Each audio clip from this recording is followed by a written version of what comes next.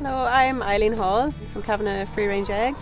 We produce, grade, pack and deliver all our own free range eggs on our farm with a totally integrated system, farm to fork.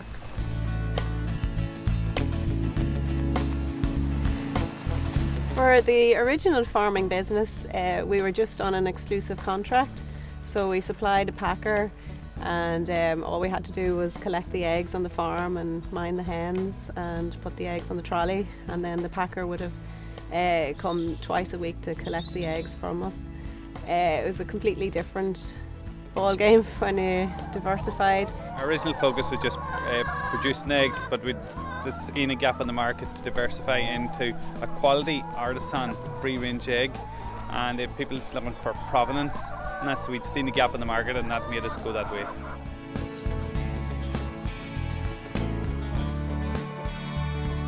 The main benefits we see is that we have control of the whole thing right through, and we have control of where we buy our feed, our boards. The other benefits is then we see the product on the shelves right through the whole way. The great thing about it is to listen to all the feedback from our customers and consumers of the quality and the taste of the egg. Well, the main thing was getting the thing set up and running. It was all about what way we were going to go about it, getting a grader and getting staff and everything up to legislation, and all our staff trained with all the control within food hygiene and packaging and labelling. That was our major concerns. Well, first we contacted Department of Agriculture, and then the Egg Inspectorate came out and he gave us all the information that we needed to get started to comply with the law.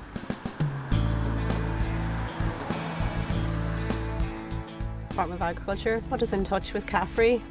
We did the farm diversification program, and they would give us advice on like HMRC, ICT, all, selling skills, marketing, all that kind of stuff. And it was a 12-week course, and we found that invaluable. Well, starting off, we found it very difficult to be taken seriously. And they thought it was just another startup business that be here today, gone tomorrow. But we just had to keep focused, keep our head down and just get on with it. We knew we had a good product and we just had to prove it.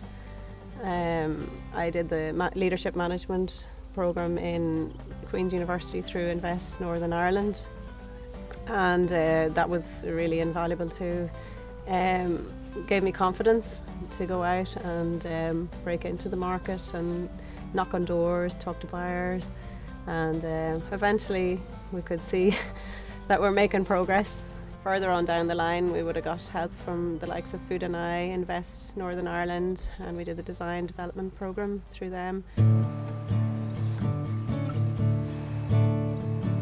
The biggest challenge was it was like moving from bricklayer to architect. It was a completely different ball game. When you're used to just farming and doing that sort of thing, it was about getting your product to market, and it was a completely different ball game altogether. I think we would have done more research and to see what we were going into, because there has been, we've come across many pitfalls as we went along, but it was a matter of learning as you go along.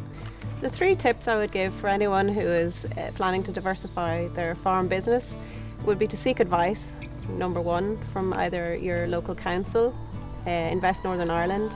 In fact, the nibusinessinfo.co.uk is a wealth of knowledge on it, so that would be my first tip. Secondly, your legalities, to make sure of what you need for your packaging, for your farm, for producing. And then third, to work out your costings. Very, very important, because there's a lot of hidden costs that you don't think of. Well, we're exploring new markets and we're hoping to expand, so onwards and upwards.